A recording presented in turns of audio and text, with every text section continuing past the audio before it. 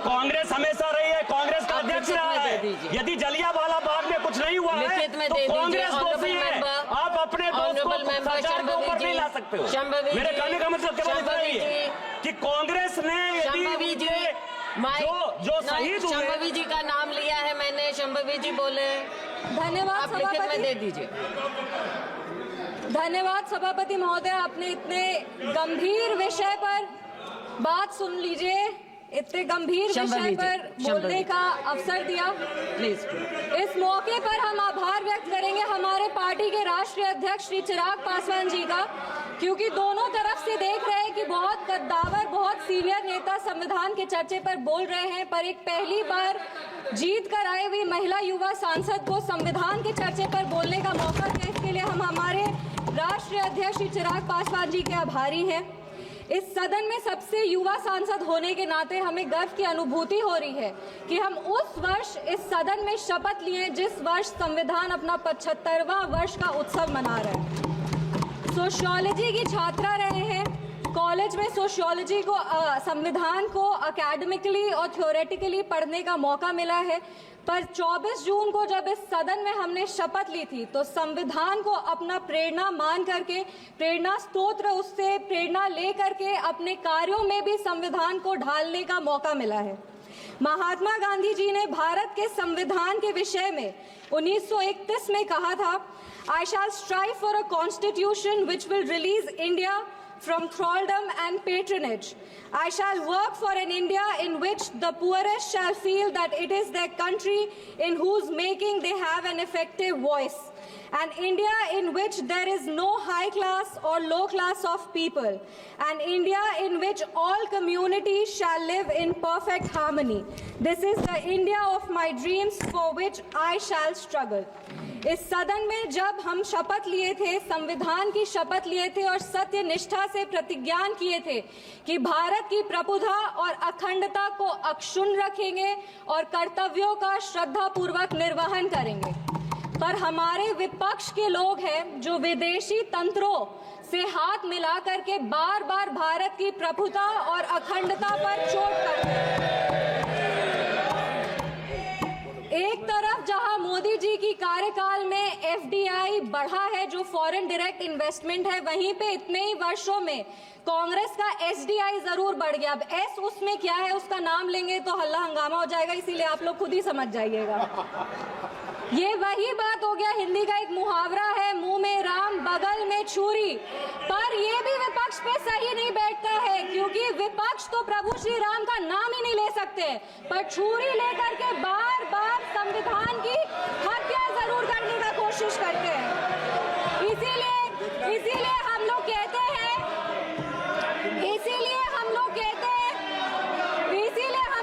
हैं कि संविधान नेता के हाथ में नहीं, संविधान नेता के दिल में होना चाहिए। एक उदाहरण देते हैं, 2008 में इसी सदन में ट्रस्ट वोट के लिए कैश फॉर वोट स्कैम किया गया था और लोकतंत्र का गला घोटने का कोशिश किया गया था। आपातकाल इमरजेंसी के में जिस तरह से संविधान का चीरहरण हुआ था वो हम सब ने देखा था, और हम तो बिहार की बेटी हैं। बिहार के एक पुत्र थे जयप्रकाश नारायण जी, जिन्होंने इसी दिल्ली में रामलीला मैदान में राष्ट्रकवि रामधारी सिंह दिनकर की एक कविता पढ़ी थी, सिंहासन खाली करो कि जनता आती है। उसने कांग्रेस की जड़ों को हिला दिया था और भारत में एक नई क्रांति का आह्वान किया था। आज जब हम संविधान के 75वें वर्ष का उत्सव मना रहे हैं तो हम नमन करते हैं संविधान के निर्माता डॉक्टर बाबा साहब भीमराव अंबेडकर जी का, जिन्होंने अपनी पूरे जीवन की सीख को इस संविधान के निर्माण में लगा दिया। लेकिन कांग्रेस ने उनका अपमान करने से वो कभी नहीं चूके। जिस संविधान सभा सेंट्रल हॉल में संविधान पे चर्चा हुई, संविधान लिखा गया, उस सेंट्रल हॉल में बाबा साहब की चित्र तक को इन्होंने लगने नहीं दिया। इनके कार्यकाल के 2 प्रधानमंत्री ने खुद भारत रत्न लिया सर मैम, लेकिन बाबा साहब को भारत रत्न नहीं देने दिया।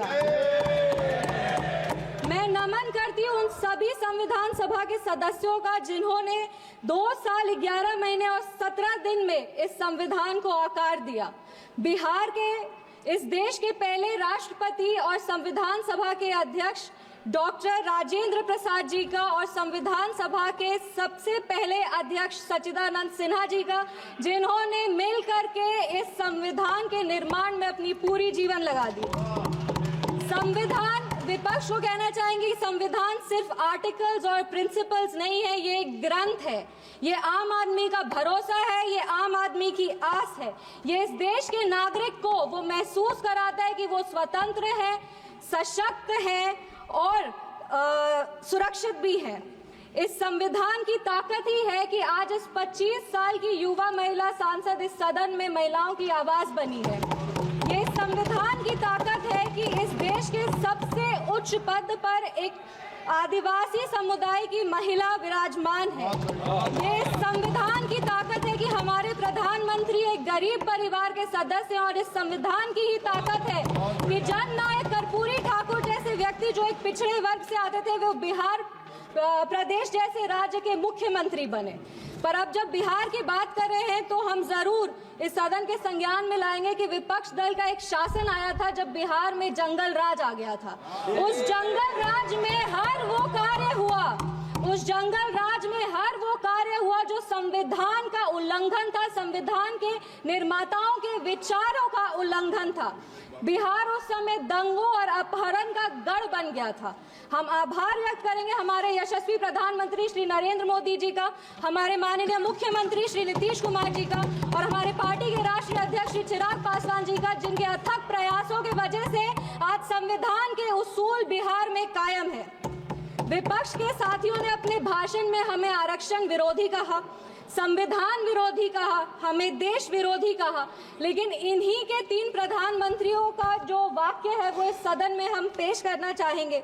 सबसे पहले जवाहरलाल नेहरू जी ने 1961 में लिखा था, I do not like reservation in any form, especially reservation in jobs. I am against any such step that promotes inefficiency and takes us towards mediocrity.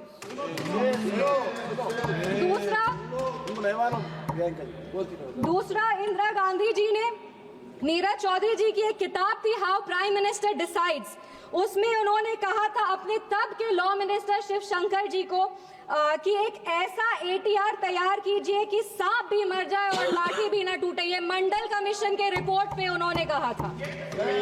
तीसरी राजीव गांधी जी ने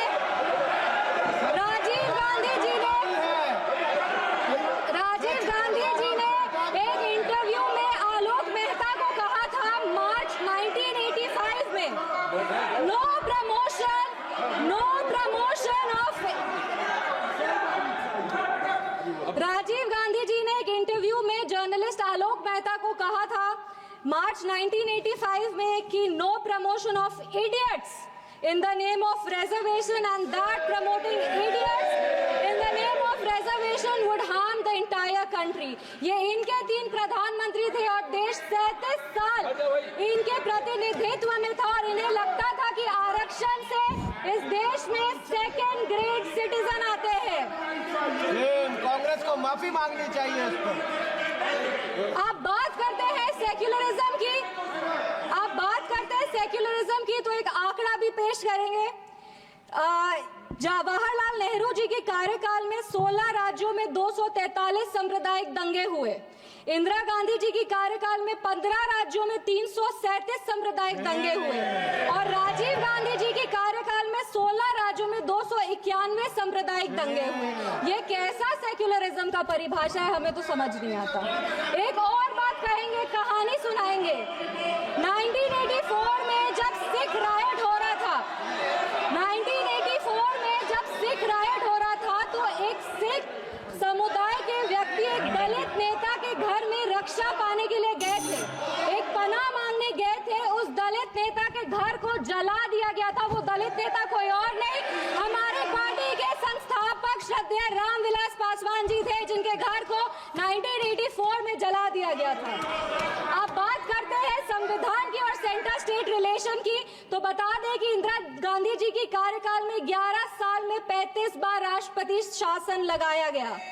एक महिला, एक युवा और एक दलित सांसद होने के नाते हमें गर्व होता है कि हमारी सरकार एक ऐसी सरकार है जिसने संविधान के उसूल को अटल रखा है। हमारी सरकार ने संविधान को मजबूत करने का काम किया है। एक सेकंड 2 मिनट बस खत्म करें। पिछड़े आयोग को संवैधानिक दर्जा हमारी सरकार ने दिया। पिछड़े वर्ग से आर्थिक रूप से कमजोर जो व्यक्ति आते हैं उनको आरक्षण हमारी सरकार ने दिया। इनके पास महिला प्रधानमंत्री थी पर हमारे प्रधानमंत्री ने नारी शक्ति वंदन अधिनियम ला करके 33% आरक्षण दे करके महिलाओं के आवाज को अगर मजबूती किसी ने दी है तो वो हमारे यशस्वी प्रधानमंत्री श्री नरेंद्र मोदी जी। एक मिनट,